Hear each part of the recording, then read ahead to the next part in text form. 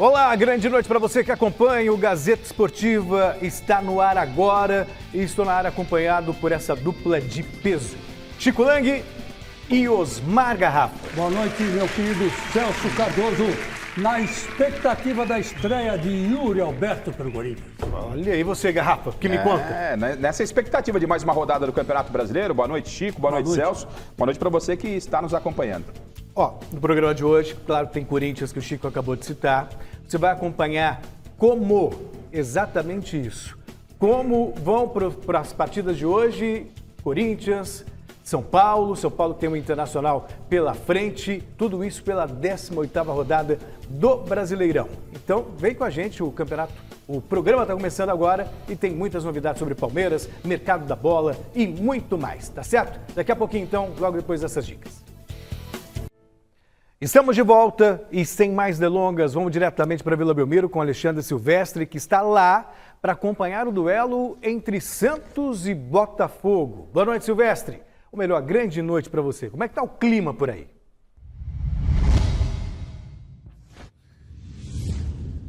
Chuvoso, Celso, e faz frio na Baixada Santista, 17 graus. Eu e minha equipe falamos de um lugar diferente aqui do estádio Urbano Caldeira. Eu estou praticamente em cima de um dos escanteios. Eu vou pedir para o Almeida dar uma viradinha na câmera, ó. Olha que legal, esse ângulo aqui invertido na diagonal de trás de um dos gols desse lendário, épico estádio Urbano Caldeira, alçapão da Vila Belmiro, onde tantos craques passaram, inclusive Pelé, o Santos e principalmente Edson Arantes do Nascimento, né? E o Santos vivendo esse momento delicado no Campeonato Brasileiro, tem um confronto contra um adversário histórico, muito importante também para a história do futebol brasileiro, que é o Botafogo. A bola rola aqui às 9h30 da noite. Os dois estão flertando com a zona do rebaixamento, mas ao mesmo tempo quem vencer pode dar um belo salto na tabela e encostar no G6 do Brasileirão. A tabela está bem achatada em termos de pontuação. E a notícia do dia, além do jogo, foi a chegada do Lisca Doido hoje pela tarde ao CT Rei Pelé, assinou contrato, vai ser o treinador do Santos até o final de 2023, virá para a Vila Belmiro certamente para acompanhar o jogo desta noite. Ele deve ficar por ali, ó, nas tribunas da Vila Belmiro, na parte mais nobre do estádio, numa das cabines, num dos camarotes, para acompanhar o time do Santos, que terá o comando, mais uma vez, do interino Marcelo Fernandes. Diretoria do Santos, o presidente do Peixe,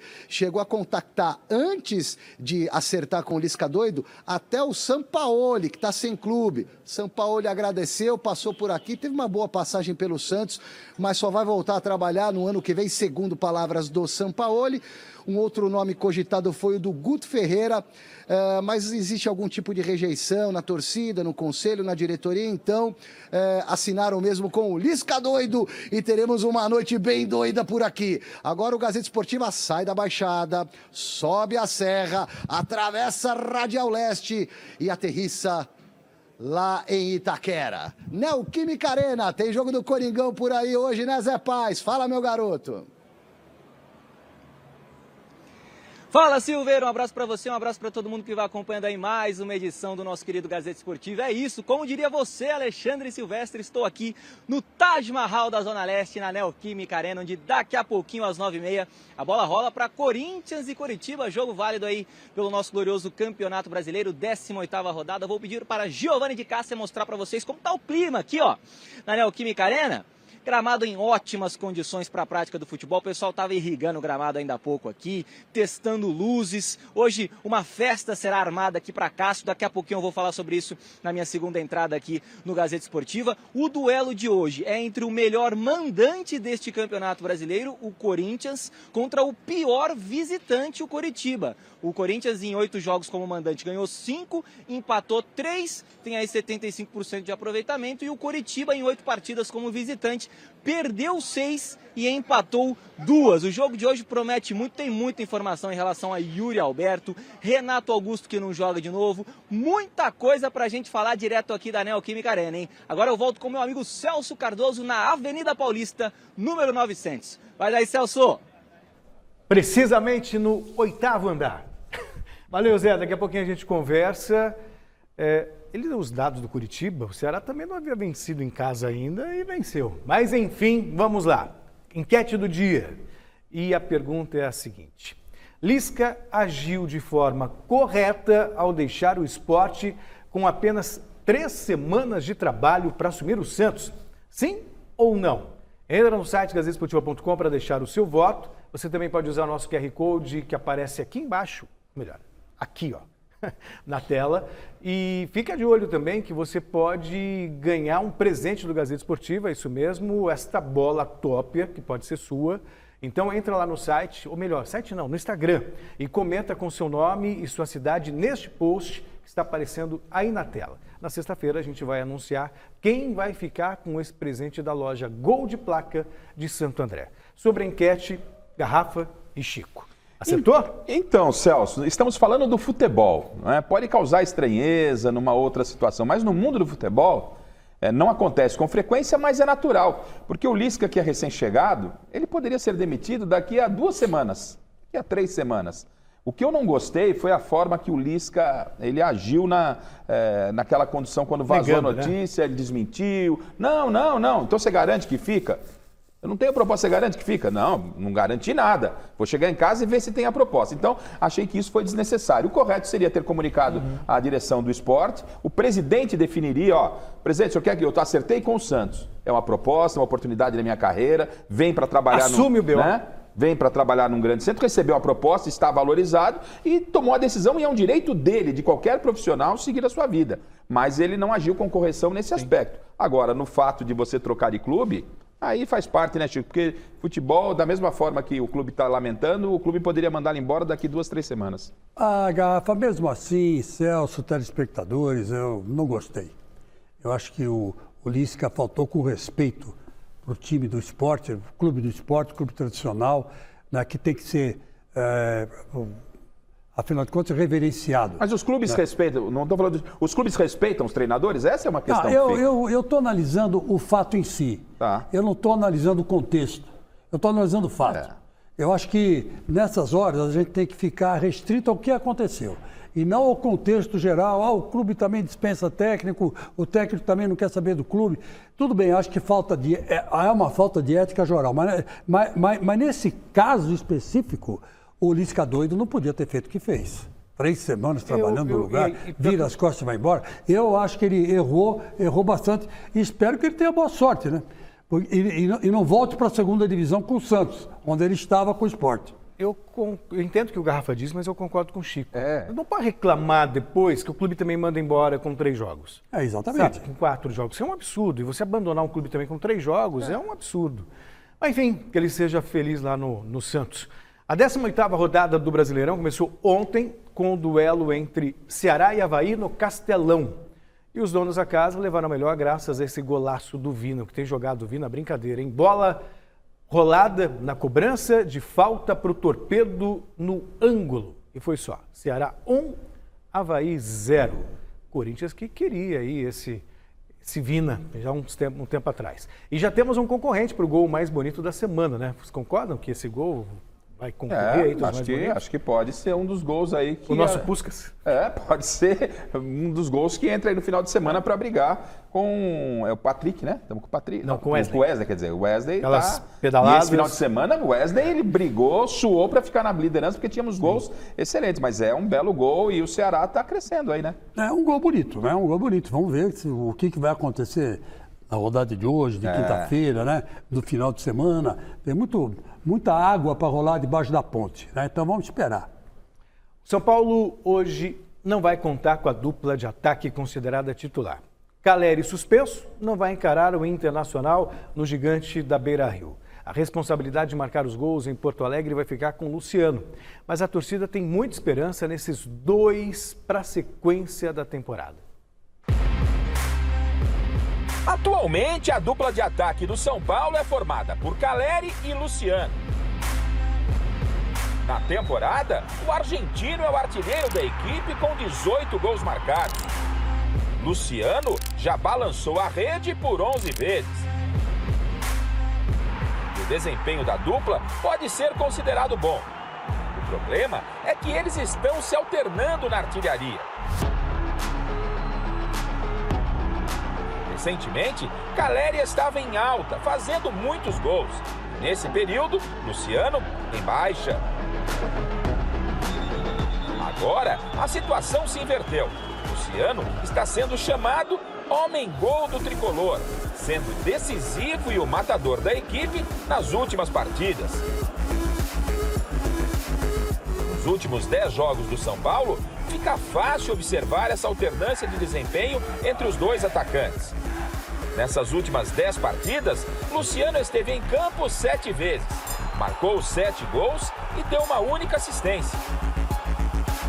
Nesses 10 jogos, Caleri disputou 9 partidas, também deu só uma assistência e fez um único gol. Ou seja, o argentino agora está em baixa.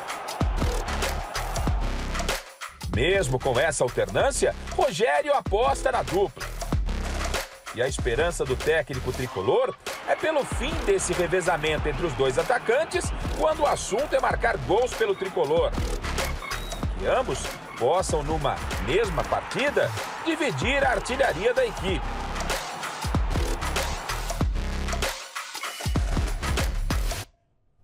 Que é o futebol, né? O Caleri desandou fazer gol, o Luciano reclamando que estava num jejum danado, de repente agora o jejum se foi e o Luciano... Situação se inverteu, né? Isso aí. E, como a gente diz na reportagem, o Rogério espera que ambos possam viver uma boa fase. Sim. Melhoraria muito o ataque do São Paulo. O Luciano é um jogador muito experiente. Aliás, ele entra no jogo contra o Palmeiras, um jogo complicado aí no Allianz Parque. O São Paulo não vinha bem, né, no jogo num todo, mas chamou a responsabilidade, teve o pênalti na hora que precisava ser batido, se foi pênalti, se não foi pênalti, estava impedido o Caleri, é uma outra questão, mas ele foi lá e converteu o pênalti, é jogador de personalidade, é jogador importante, e para o bem do São Paulo, que tem muitos problemas, Chico, o Rogério precisa dos dois inteiros, porque o Éder, mesmo com a renovação de contrato que teve, até agora ainda não teve um grande momento como eles já tiveram, o Caleri e o Luciano, então é uma dupla de ataque que precisa engrenar de forma simultânea. Engrenados eles já estão, né? Eles estão fazendo grandes jogos, né? Agora que o Luciano entrou, o Caleri voltou para fazer o segundo homem, né? O Luciano está mais enfiado. Eu acho que devia ser o contrário, né? Mas enfim, o Rogério Ceni sabe o que faz. Eu enfiaria o Caleri, que eu acho o Caleri mais completo dentro da área que o Luciano, e deixaria o Luciano vindo de frente para o gol, né, que eu acho que ele fica melhor. O Caleri faz melhor o pivô, não sei se o Celso concorda comigo, mas ele sabe fazer melhor o pivô, abre para as pontas, cai pelos lados, ele sabe cabecear melhor que o Luciano, não perde gol de cabeça quando tem oportunidade, mas isso aí é um problema do Rogério Ceni. Se ele acha que tem que ser o contrário, então ele que faça o contrário. Agora, feliz dele, porque ele tem opções, né? E isso para o Rogério Ceni cai do céu. Verdade. E o Marcelo Bazégio está na redação da nossa Central de Esportes e chega com as novidades do São Paulo. Grande noite para você, Bazégio. Juliano Galopo está perto do tricolor? Boa noite, Celso. Boa noite a quem acompanha o Gazeta Esportiva em casa. Pois é, Luciano e Caleri marcando muitos gols, pode chegar mais um jogador para ajudá-los aí nessa tarefa ofensiva. Juliano Galopo está na mira do São Paulo. O São Paulo já teve conversas importantes com o Banfield da Argentina, que detém os direitos econômicos do jogador, e também conversou com os empresários do atleta. Agora o que acontece? O São Paulo está atrás de investidores, de patrocinadores, para viabilizar essa contratação. A diretoria não quer repetir o que aconteceu com o Daniel Alves, que foi contratado. O São Paulo prometia pagar o alto salário de Daniel Alves com a ajuda de investidores, mas esses investidores jamais chegaram e o clube contraiu uma dívida milionária, inclusive continua pagando o Daniel Alves, mesmo o jogador não fazendo mais parte do elenco tricolor. Desta vez a diretoria quer fazer um movimento oposto.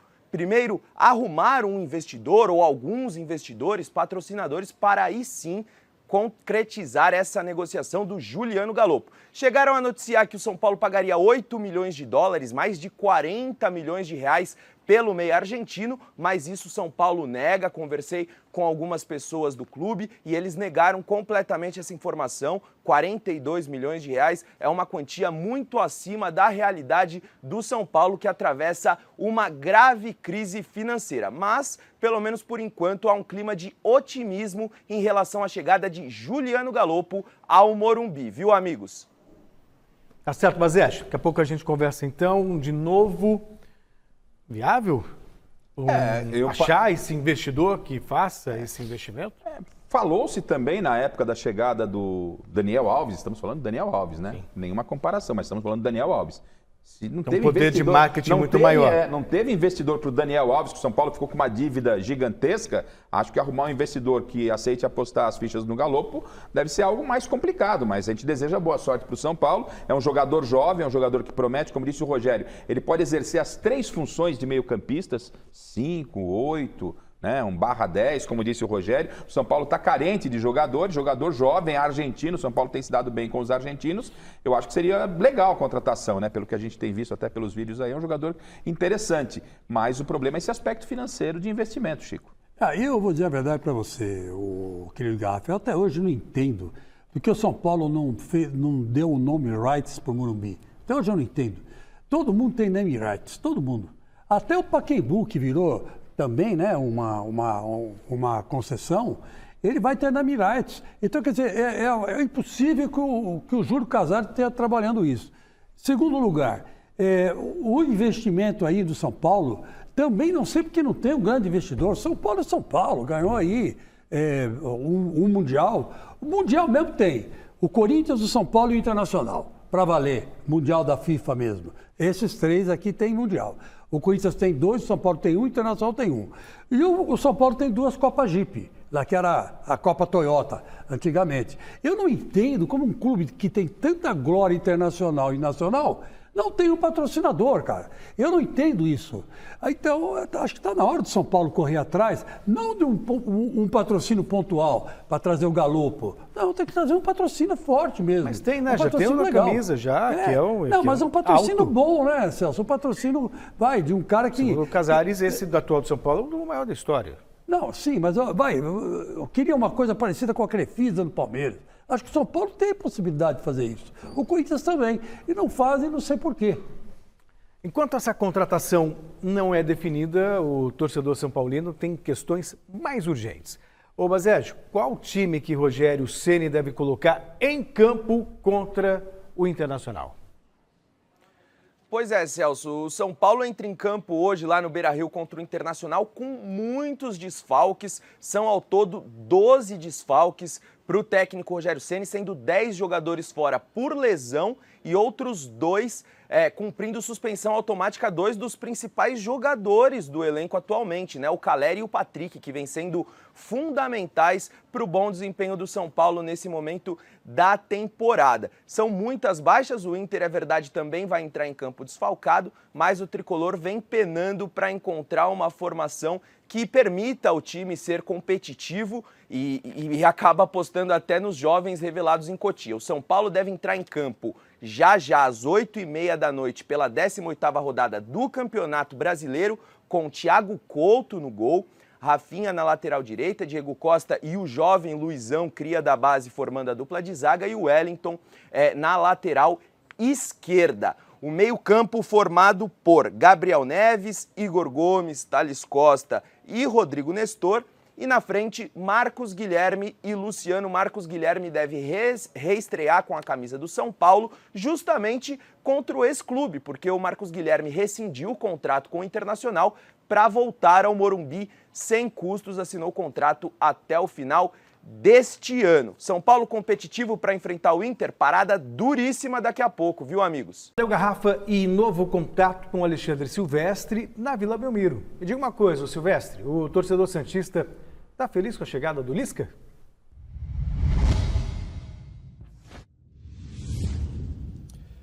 O torcedor do Santista está feliz com a chegada do Lisca, mas com a pulga atrás da orelha, né? Porque quem joga são os jogadores. Agora, por exemplo, o Guto Ferreira, que foi cogitado, não cairia como uma luva por aqui, não. Eu posso te adiantar isso. O Santos tinha como preferência até a volta do Sampaoli, o que não aconteceu porque o Sampaoli, que está sem clube, prefere agora dar uma descansada, relaxar e voltar a trabalhar somente no ano que vem. Acho que para o Lisca será um grande desafio. Ele que assinou o contrato agora há pouco, foi oficializado pela diretoria do Santos, pelo Departamento de Comunicação como novo treinador, assinou até o final de 2023, sem a multa rescisória. Ele que teve que pagar uma multa rescisória lá para o Sport do próprio bolso, R$150 mil após apenas 4 partidas no comando do Sport. Não deixou amigos lá na Ilha do Retiro, muito pelo contrário, mas vem hipermotivado, palavras do próprio Lisca doido, para comandar o incrível, histórico Santos de Pelé e de tantos craques. Santos que joga hoje à noite contra o Botafogo pelo Campeonato Brasileiro. O Lisca vem para Vila Belmiro acompanhar a partida. O interino Marcelo Fernandes, que é membro integrante da Comissão Técnica Permanente do Santos, vai comandar o time à beira do gramado. E o Lisca começa efetivamente o trampo dele aqui na Baixada amanhã, na reapresentação no CT do Peixe, visando já os próximos jogos do Campeonato Brasileiro. O Santos, que se vencer hoje, vai pular da 11ª para a 7ª colocação. Está na primeira colocação da segunda página, digamos assim, né, do Campeonato Brasileiro, da tabela do Brasileirão. O Botafogo é o 12º, o Santos o 11º. Os dois times estão muito próximos da zona do rebaixamento, porque a tabela está achatada nesse momento da competição. Mas quem vencer hoje aqui, o empate não é um bom negócio nem para Santos nem para Botafogo. Quem vencer dá um pulo, sobe bastante na classificação. Eu volto daqui a pouquinho aqui da Baixada Santista, com chuva, friozinho. O jogo é só às 9h30 para tentar destrinchar a escalação do Santos, que tem alguns desfalques, a volta do Fernandes ao meio-campo, volante, a possibilidade de manutenção também do Sanches na criação das jogadas, ele que reconquistou o espaço dele aqui nos últimos jogos. Já eu volto com a provável escalação do Peixe, Celso. Tá certo, Silvestre. Veja só, a situação é delicada do Santos, porque se ganhar, como disse Silvestre, sobe vários degraus. Para se perder, a boca do inferno está ali. Tá naquele divisor de águas, né, Chico? É verdade, mas o pior de tudo, Celso, na minha opinião, né? O problema do Santos não é técnico. O problema do Santos não é técnico. Se você tivesse mantido o Bustos, também estaria legal. Era um treinador com uma mentalidade boa, DNA ofensivo. Agora vai pôr o Lisca. E se o Lisca não der certo, também daqui um pouco ele vai para o espaço. O grande problema do Santos é quando joga com o Corinthians. Se o Santos ganha do Corinthians, o treinador fica. Se o Santos perde do Corinthians, o treinador sai. É uma coisa assim impressionante, não tem goré-goré. Eu não sei quem falava isso no rádio. Osmar Santos. Osmar Santos, não tem goré-goré. Agora lembrei, Osmar Santos falava isso, grande Osmar Santos. Então, quer dizer, vou dizer uma coisa para vocês, o problema não é treinador, o problema do Santos é time, o Santos não tem time, o Santos é um timeco, o Santos é um timeco. Essa é a grande verdade. Então, o goleiro é bom. Tem um ou outro lá que o Marcos Leonardo fazendo gol na frente, mas já vai ser vendido. Porque tem sempre um empresário de olho nas revelações do Santos. E os caras vão embora. Então o problema não é técnico. E o Lisca doido, na minha opinião, vai quebrar, cara. Eu tô mais ou menos na linha do Chico. O que o Bustos vinha fazendo com o Santos, não vejo que o outro pode fazer de diferente, não é? Porque ele vinha realizando um bom trabalho. Entre esse aspecto psicológico, que a gente conhece bem o Santos, a gente frequenta lá a Baixada Santista, não é? Muito legal estar por lá, e a gente sabe, essa história do Corinthians que o Chico falou é a verdade. Corinthians e Santos para o Santista é um outro campeonato. É uma coisa totalmente diferente que você pode imaginar. E aí toma aquela chacoalhada e é eliminado pelo Corinthians, a batata do Bustos assou de forma prematura, no meu entendimento. O Lisca chega e aí vai encontrar os problemas que o Bustos tinha, que é um elenco extremamente reduzido. O Goulart também foi embora, é verdade que não disse que veio, mas também foi embora. O elenco está cada vez mais enfraquecido e com a corda no pescoço, como lembrou bem o Celso aqui. Que Santos o Lisca vai assumir já na próxima rodada, né? Qual é o Santos que vai assumir? Que ganha do Botafogo ou que se afunda no Campeonato Brasileiro? Tarefa ingrata para o Lisca, mas boa sorte a ele no Santos, ali agora no futebol paulista.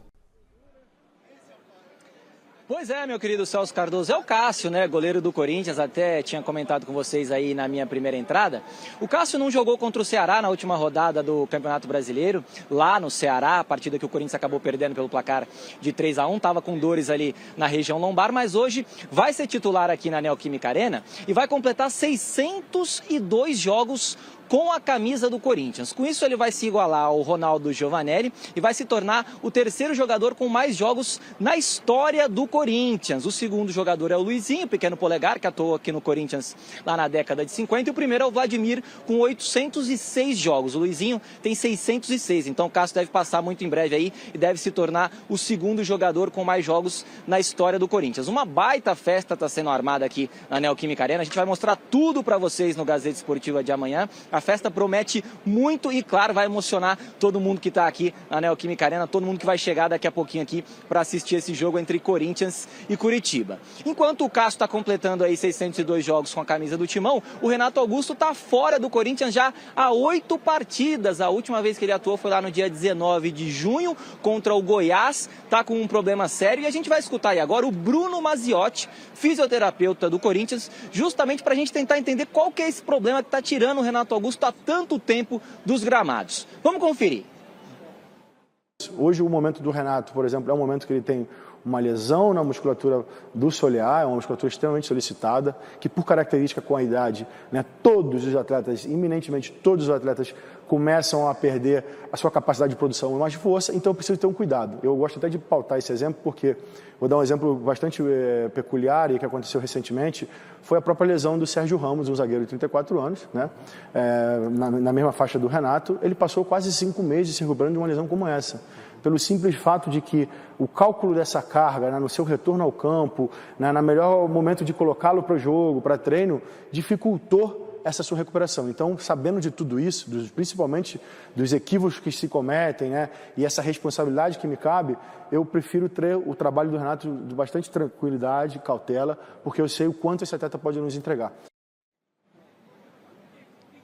Tá, então a palavra do Bruno Maziotti aqui no Gazeta Esportiva, a palavra importante de um especialista, fisioterapeuta do Corinthians. E olha só, vocês falavam ainda há pouco aí do Yuri Alberto, será que ele vai ser titular, será que vai começar no banco? A gente ainda não sabe, mas eu trago uma informação para vocês aqui, para vocês debaterem aí nos nossos estúdios. Essa informação foi divulgada primeiro pelo Chico Garcia, lá da TV Bandeirantes, nosso amigo Chico Garcia, que o Corinthians tirou a camisa 7 do Luan e vai dar o número 7 para Yuri Alberto. Então Yuri Alberto vai assumir a camisa 7 do Corinthians de agora em diante. E o Luan, muito provavelmente, não joga mais pelo Corinthians, deve ser negociado, não vai mais vestir a camisa do Timão. O Luan, que quando chegou com uma pompa danada, Marcelinho Carioca dando a camisa 7 para ele, enfim. Luan, então, não deve mais atuar pelo Corinthians, camisa 7 vai para o Yuri Alberto. Daqui a pouquinho a gente traz aí o provável Corinthians que entra em campo aqui na Neoquímica Arena para pegar o Coritiba, viu, Celso? Vai daí, meu querido! Aguardamos ansiosamente, meu querido José Paes. Bom, primeiro sobre o Renato Augusto. Calma, vai levar um tempinho ainda para ele voltar. Então, o que a gente sentiu aí das informações do José Paes é o seguinte: a contusão é séria, na entrevista que ele fez com o Bruno Maziotti, não é uma contusão simples, principalmente pela faixa etária do Renato Augusto, então é uma contusão séria. E a boa notícia é que ele está aos cuidados do Bruno Maziotti.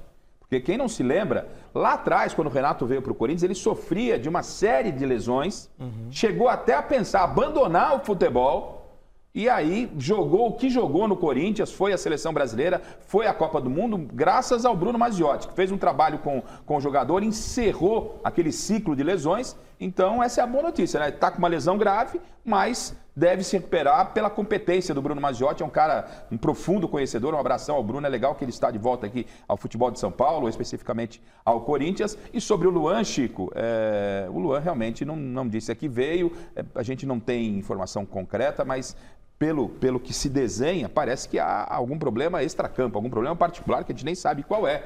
Porque não é possível um jogador da qualidade do Luan não desempenhar um mínimo de futebol com a camisa do Corinthians. Então, algum problema tem, com certeza tem, para ele já estar praticamente fora do clube. Resta saber quem vai querer o Luan. Um segredo guardado a 7 chaves lá pela diretoria do Corinthians, né? Ninguém fala. Mas que deve ter um problema particular, com certeza sim. A gente sabe dos bastidores, falam muito, mas a gente não fala porque não tem prova, né? Mas que é um problema particular sério, é. Mas então, o que eu quero dizer é o seguinte: eu acho, na minha opinião, o Corinthians contratou o Renato Augusto com problemas, contratou o William com problemas. Então, eu acho que vieram 2 jogadores que não estavam mais a nível de competição do futebol europeu. Agora, tem que ter paciência de recuperar os dois, porque os dois são importantíssimos para a caminhada do Corinthians nessa temporada. Agora, na outra temporada são outros 500. Né? Então, eu acho que, mesmo que o Bruno Maziotti recupere o máximo que o Renato Augusto puder, ele vai recuperar 70%, 80% do Renato Augusto. No meu modo de ver. Mas se você tiver 65 de Renato Augusto, 60 de Renato Augusto... É melhor do que 100% de muita gente.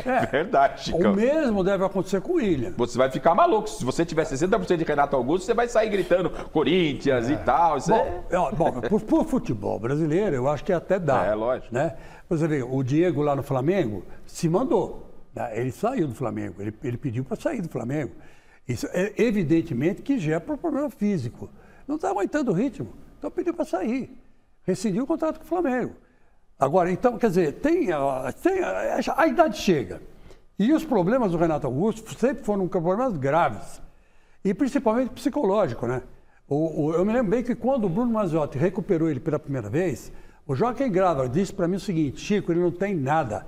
O problema dele é psicológico. Tudo que nós fizemos para ele já colocou ele fisicamente perfeito. Agora, a cabeça dele é que precisa entender que ele está bem.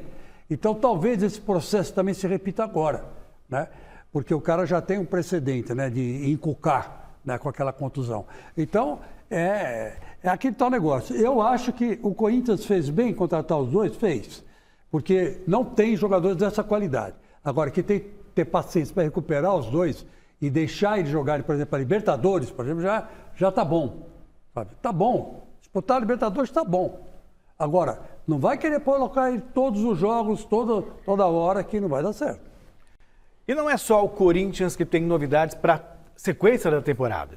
Palmeiras também foi às compras para reforçar o setor do ataque. Com a abertura da janela de transferência, enfim, o técnico Abel Ferreira vai poder contar com os reforços contratados para a temporada. A diretoria não mediu esforços para reforçar o elenco. O perfil dessas contratações foi muito claro. O Palmeiras buscou no mercado jogadores jovens, de qualidade e com boa possibilidade de retorno financeiro. Merentiel veio do Defensa e Justiça e Flaco Lopes do Lanús da Argentina. Merentiel tem 26 anos e se caracteriza por ser um atacante de muita movimentação dentro e fora da área. Flaco Lopes tem 21 anos e se considera um atacante que também pode ser útil fora da área, indo do meio-campo ao ataque em busca do gol. Ambos já estão inscritos na CBF e aptos para jogarem.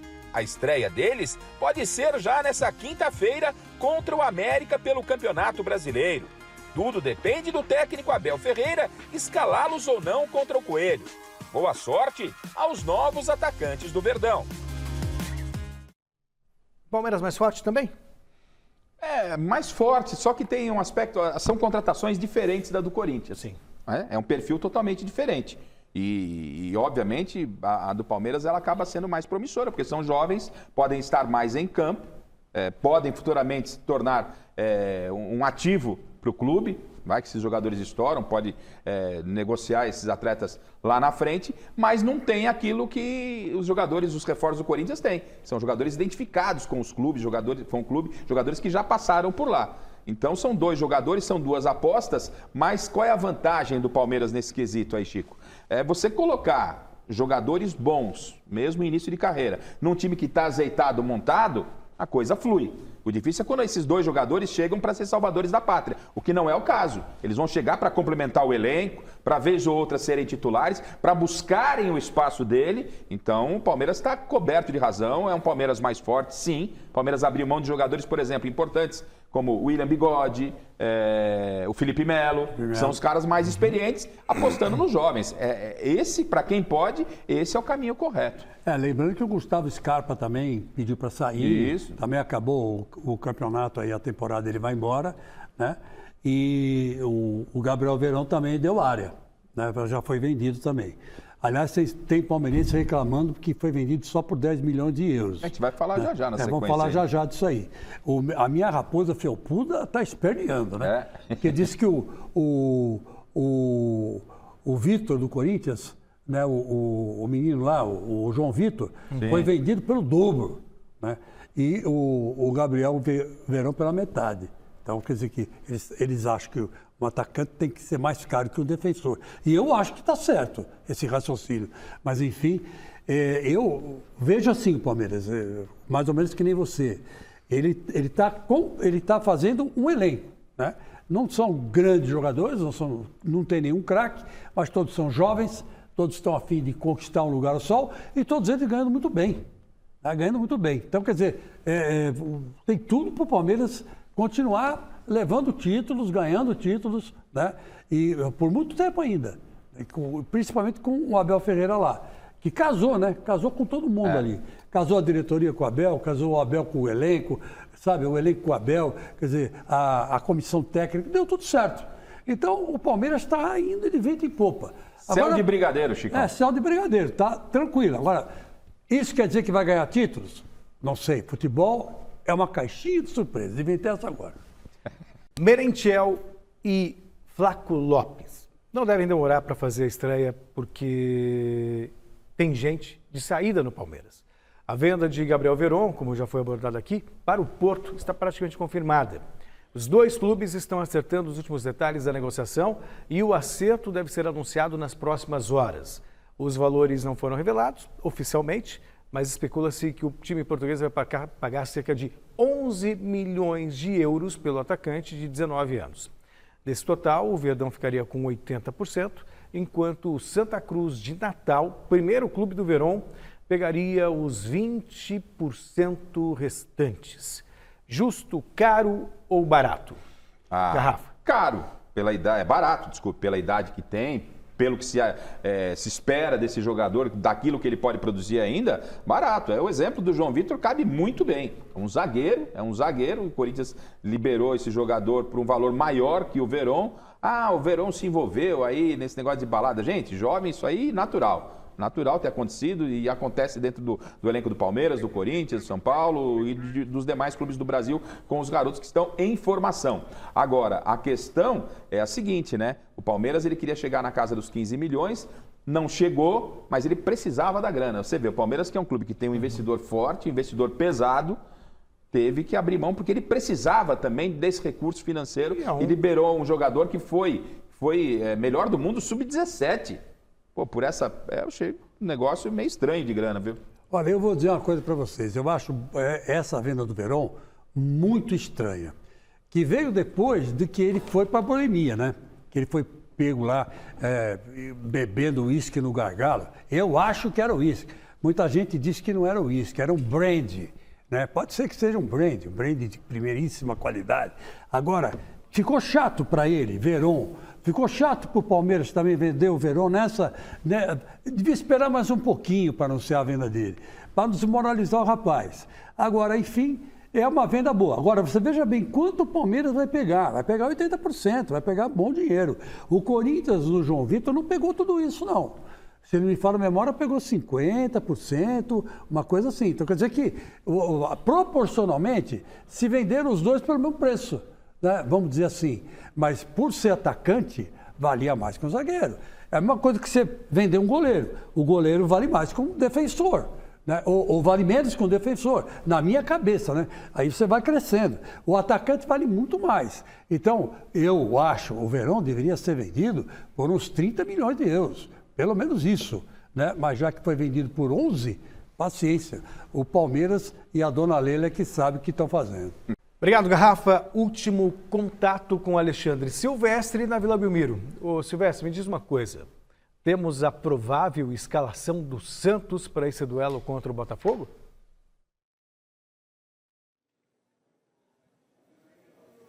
Vou arriscar para vocês aí do Gazeta Esportiva, Celso.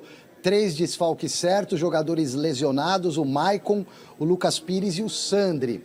A escalação do Santos hoje fica a cargo do professor Marcelo Fernandes, que é o interino, ele que vai passar o bastão para o Lisca doido, que virá à Vila Belmiro para acompanhar o jogo aqui das tribunas e que dará entrevista coletiva, sendo apresentado formalmente amanhã às 14 horas aqui mesmo na Vila Belmiro. Então vamos lá para o provável Santos para encarar o Botafogo, Peixe versus Estrela Solitária.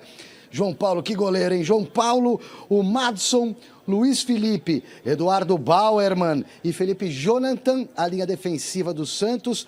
A provável volta do Rodrigo Fernandes, a cabeça de área, com o Zanocelo e o Carlos Sanches recuperando o espaço dele no time, jogando um pouco mais livre, um pouco mais adiantado, criando jogadas. Nas beiradas, o Léo Batistão de um lado, o Lucas Braga do outro e o artilheiro Marcos Leonardo no comando do ataque. A bola rola às 9h30 da noite. Eu trago todos os detalhes amanhã desse jogo para vocês no Gazeta Esportiva. E eu me despeço com essa imagem maravilhosa aqui da Vila Belmiro. Eu adoro a Vila Belmiro, particularmente gosto muito. Estádio raiz, a moda antiga, a vila mais famosa do mundo. Tá certo, Silvestre. Obrigado pelas informações, bom trabalho aí, bom jogo. A escalação não é muito diferente do que a gente vinha vendo e também nem tem como ser, né? E o engraçado, né? Independentemente das escalações, Pelé, Garrincha, olha que jogo, né? Que história linda tem os dois clubes e hoje numa situação extremamente diferente. É verdade que o Botafogo tem um investidor aí, mas tem muita água para passar por debaixo daquela ponte. E é o que o Celso falou lá no começo, não tem muita conversa para o Santos hoje. Independente de camisa, de adversário, quem vai jogar, escalação, é faca nos dentes para dentro, Chico. Olha, Garrafa, você sabe que quando eu era moleque, 12 anos de idade, eu fugia de casa para ver jogos do Santos no Pacaembu. E quando jogava Santos e Botafogo, o bairro inteiro ia da Pompeia para lá ver. A gente era molecada, ia a pé, né? Da Pompeia para Pacaembu não é tão longe, sei lá, deve ter uns 6 quilômetros, 7 quilômetros. Mas moleque não tá nem aí, né? Vai correndo e volta correndo, né? E eu fui e eu não pagava, eu entrava pelo morrinho lá, né? Que dava para ver. E eu assistia, assisti jogos maravilhosos, né? Você tinha a certeza de ver um futebol de primeiríssima qualidade, né? Era Santos de um lado, Botafogo do outro. Eu também assistia jogos, quando o Botafogo vinha jogar aqui, com o Garrincha, ele jogava no Pacaembu, que não tinha Morumbi. Então, pegava o Corinthians, pegava o São Paulo, que não tinha tanta torcida, pegava o Palmeiras, que tinha muita torcida, e um baita de um time, com o Ademir da Guia, sabe, Dudu. Nossa, era um pega, rapaz, um pega que não tinha como você perder. Sabe, você que gostava de futebol, todo mundo ia lá. Não tinha TV a cabo, não tinha TV... Transmissões pela Rede Record, se não me engano. Era com Luiz Tabajara e Paulo Parané Buarque. Grande beijo pro Paulinho, nosso querido Paulinho. O clássico da saudade, como diz o nosso... Clássico da saudade. Cara do céu, olha, vou dizer uma coisa para você. Era uma coisa fantástica. Eu falo, me arrepio, cara. Porque o Pelé tinha o quê naquela época lá? 22 anos, 23. O Garrincha estava com uns 27, 28. O Brasil tinha ganhado duas Copas do Mundo, a de 58 e de 62. O Garrincha no auge. Então era fantástico, cara, fantástico. Agora é a vez do José Paes chegar com a provável escalação do Corinthians. O Chico está ansioso para saber qual vai ser o time para o confronto contra o Curitiba. Então diz aí, meu querido José Paes. Vamos lá então, para o Chico Lang, para toda a fiel corintiana e o provável Corinthians que entra em campo daqui a pouquinho aqui na Neoquímica Arena para pegar o Coritiba às 9h30 da noite. O William recuperado aí de um problema no ombro. Tem tudo para ser titular na partida de daqui a pouquinho. O Fagner e o Maicon recuperado aí também de suas respectivas lesões. Uma na coxa direita do Fagner e no músculo adutor. Para o Maicon também deve ficar aí à disposição do técnico Felipe Almeida. Isso mesmo, auxiliar técnico do VP é que vai comandar o Corinthians hoje aqui porque o VP está suspenso. Foi expulso lá contra o Flamengo, tomou 2 jogos de gancho, já cumpriu 1 contra o Ceará, cumpre 1 hoje aqui contra o Curitiba. Então na tela para vocês aí, o provável Corinthians que entra em campo daqui a pouquinho aqui no Taj Mahal da ZL, da Zona Leste, com Cássio no gol, Rafael Ramos ou Bruno Mendes na lateral direita, com Gil e Raul Gustavo no miolo de zaga e Lucas Piton fechando o setor ali pela canhotinha. Duqueiroz ou Rony no meio de campo, Cantilho e Juliano completando o setor. Adson ou William com Roger Guedes e Gustavo Mosquito ou Yuri Alberto lá no comando de ataque. Quase certeza, quase 100% de certeza que hoje teremos a estreia de Yuri Alberto aqui na Neoquímica Arena com a camisa do Corinthians. Tá certo? Celso Cardoso, devolvo para você, claro, a história desse jogo completíssima comigo amanhã aqui no Gazeta Esportiva. Vai daí, Celso! Tá certo, Zé Paes, bom jogo aí. Amanhã teremos essa matéria caprichada como sempre. Corinthians favorito? Para mim, sim. Para mim, não tem como dizer que o Corinthians não é favorito, não. Principalmente porque todos os jogadores e a comissão técnica já estão conscientizados que É ponto dentro de casa e empate fora.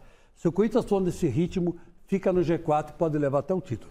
Até pelos 2 jogos que o Corinthians tem para fazer no Campeonato Brasileiro essa semana, ele pega o Atlético, que é da primeira prateleira, e se você está brigando pelo título em casa, você não pode perder ponto para o Coritiba, com todo o respeito ao Coxa. Você não pode perder, você tem que fazer esses 3 pontos e depois ver o que você arranca do Atlético Mineiro. Quem sabe buscar uma vitória lá fora, mas se não der, você traz um pontinho. De repente, você até perde do Atlético, que é um resultado normal. É normal, sei lá, a Belo Horizonte perder do Atlético. Você não pode perder pontos para o Coritiba.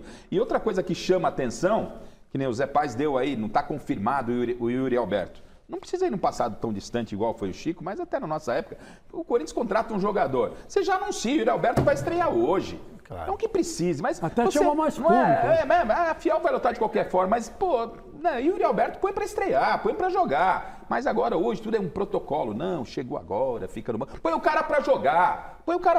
É atração. Futebol precisa de espetáculo, não é, Chico? Eu concordo, mas aqui no Brasil é assim. Até por causa do calendário, né? É diferente, né? Porque a janela seria para início de campeonato. Isso. Você anuncia, tem...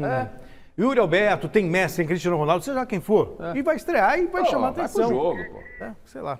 Resultado da enquete de hoje. Lisca agiu de forma correta ao deixar o esporte com apenas 3 semanas de trabalho para assumir o Santos? E a maioria respondeu que não. 60% dos votos. Bom, por hoje é só. Chico, obrigado. Garrafa, muito obrigado. Até amanhã. Amanhã tem mais Gazeta Esportiva e na sequência tem o Jornal da Gazeta. Tchau.